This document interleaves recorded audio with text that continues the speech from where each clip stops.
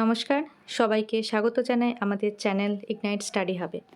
PSC miscellaneous পরীক্ষার আর মাত্র 40 দিন বাকি। এবার প্রশ্ন হলো, এই 40 দিনে কি পিএসসি মিসলেনিয়াসের অ্যারিথমেটিক পোর্শন ভালোভাবে প্রস্তুত করা সম্ভব? উত্তরটা হলো হ্যাঁ, অবশ্যই সম্ভব, কিন্তু একটা শর্ত আছে। এই 40 দিন সঠিকভাবে অঙ্ক সলভ করার স্ট্র্যাটেজি তৈরি করতে হবে এবং সেই স্ট্র্যাটেজি ফলো করতে হবে।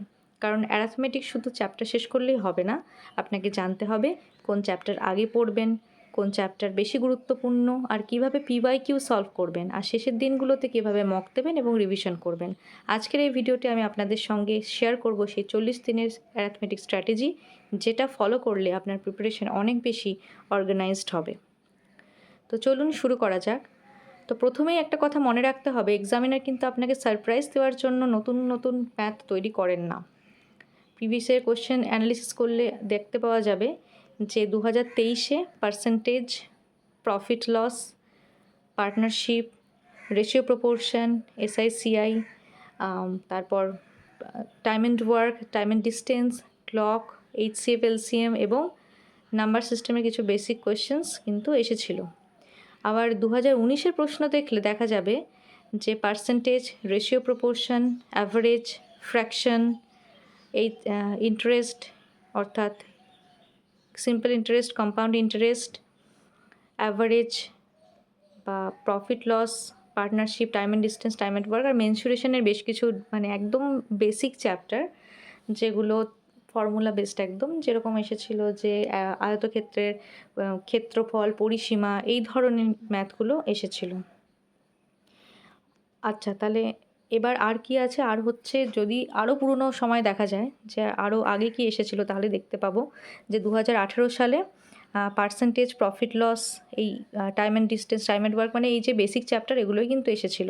আবার 2013-এ আবার দুটো শিফটে এক্সাম হয়েছিল, যে শিফট 1, শিফট 2 মিলিয়ে কিন্তু এই সেম টাইপের চ্যাপ্টারই কিন্তু এসেছিল। পার্সেন্টেজ, সিম্পলিফিকেশন ছিল, ইন্টারেস্ট ছিল, এসআইসিআই, রেশিও প্রপোর্শন, মেনসুরেশনের বেসিক ফর্মুলা বেসড একটা দুটো অঙ্ক ছিল, আর ছিল এজের প্রবলেম ছিল, পাইপ অ্যান্ড সিস্টেম এসছে, নাম্বার সিস্টেমের বেসিক কিছু ম্যাথ এসছে। তো এগুলো কিন্তু এসেছিল বিভিন্ন রকম প্রিভিয়াস ইয়ারে।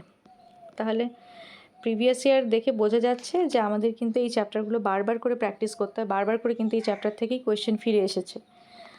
তাহলে এবার আমাদের একটাই প্রশ্ন, যে আমাদের ফোকাস কোনটা হতে হবে? আমাদের প্রাইমারি ফোকাস হওয়া উচিত, প্রথমেই যে চ্যাপ্টারগুলো কমপ্লিট করতে হবে সেগুলো percentage, partnership, profit loss, time and work, time and distance, ratio proportion এবং এসআইসিআই। তো এই চ্যাপ্টারগুলো প্রিপারেশনের কোর এরিয়া হিসেবে রাখতে হবে। এবার এগুলো ছাড়া যেগুলো সলভ করতে হবে সেগুলো হচ্ছে সেকেন্ডারি ফোকাস, কিন্তু সেগুলো করার আগে এই যে প্রাইমারি ফোকাস, এগুলো ভালো করে প্র্যাকটিস করে নিতে হবে। এই চ্যাপ্টারগুলো কিন্তু প্রিপারেশনে একদম কোর এরিয়া, কারণ এগুলো একটা একের সাথে কিন্তু ইন্টারকানেক্টেড। পার্সেন্টেজ বুঝলে প্রফিট লস বুঝতে পারবেন, পার্সেন্টেজ, রেশিও প্রপোর্শন এগুলো ক্লিয়ার থাকলে পার্টনারশিপ অনেক সহজ হবে। Time and work, time and distance এসবের ক্ষেত্রে কিন্তু ক্যালকুলেশন ভালো করতে হবে। তো এই চ্যাপ্টারগুলো শুধুমাত্র ফর্মুলা মুখস্থ করলে হবে না, এই চ্যাপ্টারগুলো ঠিক করে করতে গেলে কনসেপ্ট ক্লিয়ার করতে হবে, বেসিক কোয়েশ্চেন প্র্যাকটিস করতে হবে, পিওয়াইকিউ সলভ করতে হবে, তারপরে মিক্সড কোয়েশ্চেন কিন্তু প্র্যাকটিস করতে হবে। আর এই চ্যাপ্টারগুলো কিন্তু এই সিকোয়েন্সেই আগে শেষ করতে হবে, যে পার্সেন্টেজ আগে, তারপরে রেশিও প্রপোর্শন, তারপরে প্রফিট লস, এভাবে কিন্তু পরপর শেষ করতে হবে।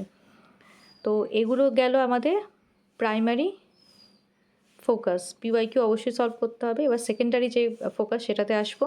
সেকেন্ডারি ফোকাস হিসেবে আমাদের রাখতে হবে HCF, LCM, problem on ages, simplification, mixture alligation, clock, calendar. Clock থেকে কোয়েশ্চেন এসেছিলো, ক্যালেন্ডারটাও তাও করে নেওয়া ভালো।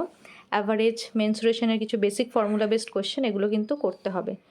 এবার প্রাইমারি ফোকাসগুলো গুরুত্বপূর্ণ ছিল মানে সেকেন্ডারি ফোকাসটা যে গুরুত্বপূর্ণ নয় সেটা ভাবলে চলবে না। প্রাইমারি যে টপিকগুলো বলেছি সেগুলো আগে ভালোভাবে প্র্যাকটিস করে নিয়ে কিন্তু এগুলোও প্র্যাকটিস করতে হবে। সেকেন্ডারি টপিকগুলো একদম তারপরে আস্তে আস্তে সিস্টেমেটিক্যালি কিন্তু কভার করতে হবে, তাহলে একদম প্রিপারেশন মজবুত হবে।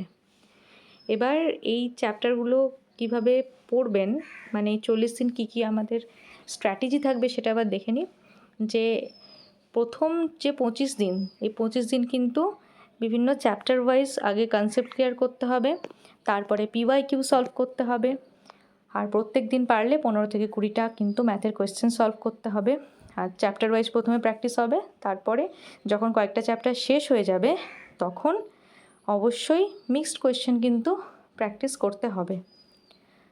আর মিক্সড কোয়েশ্চেন করতে হবে এই কারণেই, কারণ যাতে ভালো করে এক্সামে গিয়ে আইডেন্টিফাই করে বিভিন্ন যেসব মানে রুলসগুলো রয়েছে, ম্যাথের যে টাইপসগুলো রয়েছে সেগুলো ফলো করে ঠিকঠাক করে সলভ করা যায়।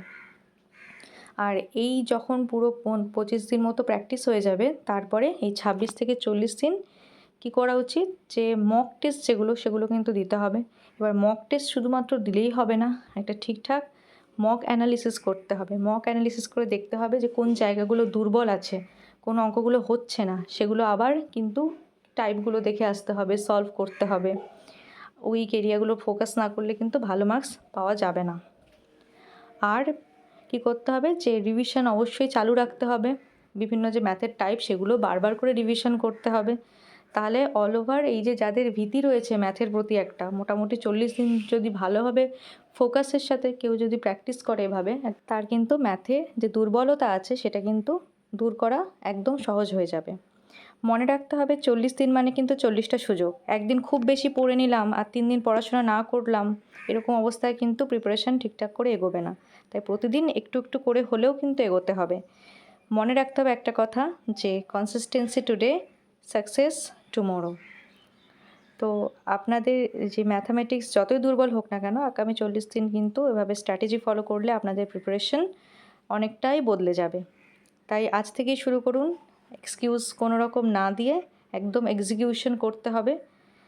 আর আমাদের এই ভিডিও ভালো লাগলে অবশ্যই লাইক করুন, বন্ধুদের সাথে শেয়ার করুন, আর এমন স্ট্র্যাটেজি বেসড ক্লাস পেতে ইগনাইট স্টাডি হাবকে সাবস্ক্রাইব করুন। অসংখ্য ধন্যবাদ। নমস্কার।